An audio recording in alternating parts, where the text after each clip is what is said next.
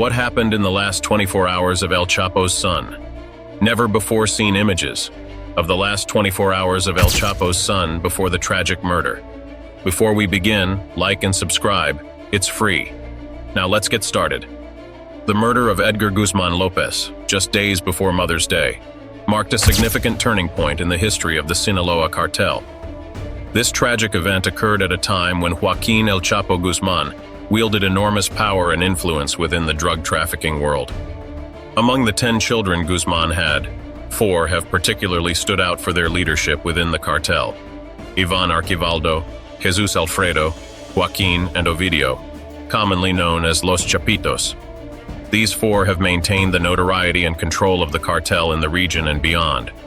However, few know the story of Edgar Guzman Lopez, another of El Chapo's sons, who was deeply involved in the family business and played an important role in the cartel's strategic decisions alongside his father.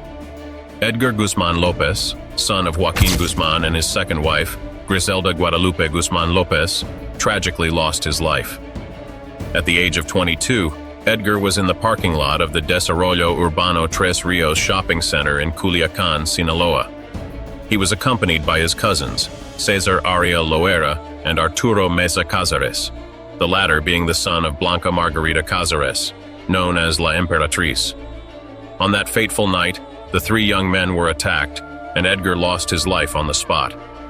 The young men were enjoying a quiet night when an armed group burst in and opened fire on them. This brutal attack took place in the parking lot of the Desarrollo Urbano Tres Rios shopping center in Culiacan, Sinaloa, a scene that quickly became a symbol of the extreme violence surrounding drug trafficking in Mexico.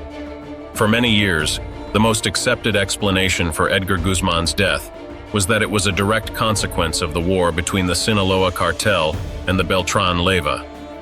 These 2 criminal organizations, once allies, had become deadly enemies due to betrayals and internal struggles for control of drug trafficking.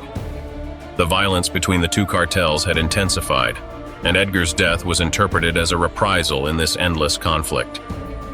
However, over time, a second version of events emerged. This theory suggests that the murder of Edgar Guzman was the result of a tragic mistake. The Sinaloa cartel, recognized as the most formidable and powerful drug trafficking network worldwide, operates an extensive global network, smuggling drugs worth billions of dollars each year. This vast empire undoubtedly needs an heir to continue its legacy. El Chapo designated his eldest son, Edgar Guzman Lopez, as his successor from his birth on May 30, 1986. From that moment on, Edgar was immersed in a world of power, influence, and constant danger. As the firstborn of El Chapo and his first wife, Griselda Lopez Perez, Edgar was groomed from a young age to become involved in his father's criminal activities. Raised on a ranch in Jesus Maria, Mexico, he grew up alongside other young people under his father's tutelage. Even in his teenage years, he was said to oversee certain operations of the Sinaloa cartel. Despite being the heir to an unyielding empire, Edgar was known for his humility and calm demeanor. Furthermore, his ambition was reflected in his academic dedication as he studied business administration. After completing his education at a public school, Edgar became part of a new generation of drug traffickers in Mexico, known as the Narco Juniors. Although drug trafficker heirs have existed in Mexico for a long time, almost as long as the business itself, since the 1970s, the sons of crime leaders have followed a different path. Instead of immediately following in their parents' footsteps, many have chosen to attend prestigious schools, sometimes abroad, to acquire knowledge in business. These exceptional skills, combined with their father's trust, led to Edgar being designated as the future leader of the Sinaloa cartel. However, fate had other plans for him. Tragically, his life was brutally cut short before he turned 22. Edgar died on May 8, 2008, just before Mother's Day. Enthusiastically, Edgar was preparing a surprise for his mother and had gone to a shopping mall in Culiacan, Sinaloa, to buy gifts for the celebration. He was accompanied by his cousin Cesar Ariel Loera and his friend Arturo Meza Cazares, son of Blanca Margarita Cazares, known as the Empress, who had been identified by the U.S. government as a money launderer for the Sinaloa cartel. As they left the mall, they witnessed a terrifying scene.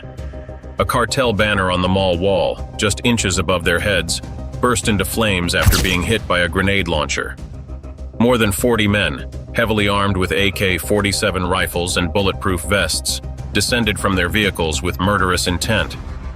The 3 young men tried to escape to their trucks, but their efforts were in vain. Without warning, the attackers unleashed a hail of bullets at point-blank range, firing over 500 shots at the defenseless victims, ending their lives. The ruthless assassins hurried away in their pickup trucks, leaving behind unrecognizable bodies in a pool of blood.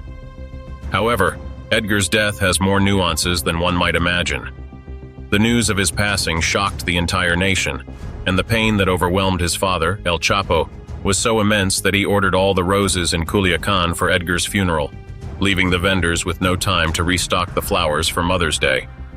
El Chapo, too powerful to consider the needs of others, did not care about it. At the funeral, a renowned Mexican singer performed a corrido titled 50,000 Roses, which expressed from El Chapo's perspective his immense sorrow. "My children are my source of joy and also of sadness. Edgar, I miss you. You were my confidant, my right hand." Edgar's mother was engulfed in fury and expressed her frustration through Mexican media, voicing her exhaustion over the constant labeling of her children as drug traffickers. She was fed up with being associated with her husband's notorious reputation and wanted to distance herself and her family from it. The people of Sinaloa were also concerned about potential reprisals from El Chapo following the death of his son, so they decided to implement a voluntary curfew. Although the confrontation between the Juarez cartel and the Sinaloa cartel in Culiacan made some sense given the war between drug empires, Frida Muñoz Roman, widow of El Chapo's son, publicly stated that those responsible for her husband's murder were hitmen linked to the Beltran Leyva brothers. Who are the Beltran Leyva brothers, and why would they want the death of El Chapo's son? Hector Alfredo and Arturo Beltran Leyva were prominent figures in the Mexican drug trafficking underworld since the mid-1880s. Initially allies of El Chapo and working as hitmen for him, the relationship fractured when Arturo blamed El Chapo for the capture of one of his brothers. This led the Beltran Leyva to separate from the Sinaloa cartel and found their own organization, allying with Chapo's main rivals, which triggered a series of territorial conflicts and earned them a reputation for their insatiable thirst for blood. A few months later, the murder of Edgar occurred, and many considered this to be more than just a coincidence. However, this was one of 2 theories. The second suggests that the hitmen responsible for Edgar's death were under the command of one of his father's men, an anonymous gunman from the Sinaloa cartel. This anonymous gunman confessed to a Mexican newspaper that Edgar's death was a mistake and stated that, while mistakes happen and are sometimes nobody's fault, they still need to be settled, and in this case, only death could repair that mistake. It is believed that Chapo personally ordered the execution of a young man named Israel Rincon, also known as El Gaucho, due to his connection with the Beltran brothers. If you're enjoying this video, be sure to subscribe for more similar content and give it a like to support us. The responsibility for carrying out this operation fell to Gonzalo Insuna, known as El Mayo, who was the main lieutenant of Ismael El Mayo Zambada, Chapo's partner in crime and co-founder of the notorious Sinaloa cartel. Their alliance had been forged in the fires of the drug trade, built on mutual benefit and a shared ambition for power. They communicated frequently, exchanging instructions and strategizing through radios, setting the stage for an impending tragedy that would ripple through the cartel and beyond. On that fateful night, fate played a cruel role. As Edgar and his companions left the mall, El Mayo happened to be present in the same vicinity, creating a perfect storm of misunderstanding and violence. It was around 8:30 p.m., and darkness had enveloped the city, cloaking it in an air of uncertainty. The trio exited the mall, unaware of the danger lurking nearby. El Mayo, spotting them in the shadows, mistakenly assumed they were El Gaucho and his henchmen, the very men he had been hunting. In a split second, he ordered his men to open fire, transforming an ordinary night out into a horrific scene of gunfire and chaos. The confusion escalated rapidly as bullets rained down on the innocent. The tragic case of mistaken identity revealed the volatile nature of life within the cartel, where loyalty was often a facade and the price of error was deadly. The air was filled with panic as people fled for their lives, and in an instant, a vibrant evening was turned into a night of terror.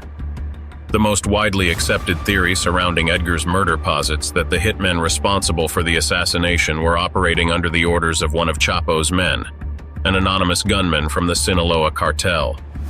Subsequent investigations uncovered that the firearms used in the attack bore striking similarities to those favored by El Mayo. This revelation hinted at a sinister connection, suggesting that the very apparatus of violence that had been unleashed upon Edgar was linked to the command structure of his own father's organization. One cannot help but wonder about the emotional impact that this grim revelation must have had on Chapo. Learning that his own son had become a casualty of an order he himself had issued must have struck like a thunderbolt. It raised profound questions about loyalty, sacrifice, and the treacherous landscape of cartel life. The thought of Edgar, a young man with his own dreams and aspirations, being caught in the crossfire of a violent and ruthless world that Chapo had helped create, would surely weigh heavily on his conscience. As the dust settled on that tragic night, the implications of the shooting began to reverberate throughout the Sinaloa cartel. The fragile balance of power shifted, and the specter of vengeance loomed larger than ever. Chapo, known for his calculated approach to revenge, now faced a stark reality. The consequences of his decisions were not just abstract concepts, but tangible realities that led to the loss of those he held dear. However, it is surprising that El Chapo did not retaliate immediately after the death of his son, which led some to speculate that he had lost interest in revenge. This notion contrasts sharply with the notorious reputation he had cultivated over the years, a reputation built on fear, ruthlessness, and an unwavering commitment to avenge any slight against his family. Many expected a swift and violent response, yet there was a chilling silence that left observers puzzled. Considering El Chapo's history, it is hard to believe that he would willingly sit idly by while rivals celebrated his son's demise. His legacy was one of vengeance. His adversaries knew that crossing him could lead to dire consequences. This ambiguity surrounding his reaction raised questions about his mental state and motivations following such a devastating loss. Was he perhaps reevaluating his methods? Or had the emotional toll of losing a child softened the hardened exterior he had maintained for decades? This speculation was eventually put to rest when, a few months after Edgar's assassination, Arturo Beltran Leyva was located by authorities. The events unfolded dramatically as Mexican security forces, armed and prepared, tracked Arturo to a hideout. The resulting confrontation was fierce and marked by an exchange of gunfire that echoed through the streets. In the chaos, Arturo was shot multiple times and fell lifeless at the scene, a grim reminder of the violent reality that enveloped the narcotics trade in Mexico. On December 19, 2013, a special task force composed of hundreds of Marines and federal police agents conducted a meticulously planned operation in the city, where it was believed El Mayo, another key figure in the drug trade, was hiding. The air was tense with anticipation as law enforcement surrounded the area, having received intelligence on his location. Upon discovering his safe house, an intense shootout erupted, lasting for hours. The streets became a battleground as both sides exchanged fire, illustrating the lengths to which these powerful figures would go to protect their territories. Ultimately, the relentless pursuit culminated in the death of El Mayo. This event sent shockwaves through the criminal underworld, further intensifying the ongoing war for control. Each death only added fuel to the fire, and El Chapo's apparent inaction after the loss of his son seemed increasingly at odds with the ruthless nature of the drug cartel landscape. If you've made it this far and enjoyed this video, don't forget to give it a like, subscribe to our channel, and turn on the notification bell to receive alerts for future videos on YouTube. Also, if you have any questions or thoughts about these unfolding events, feel free to write them in the comments.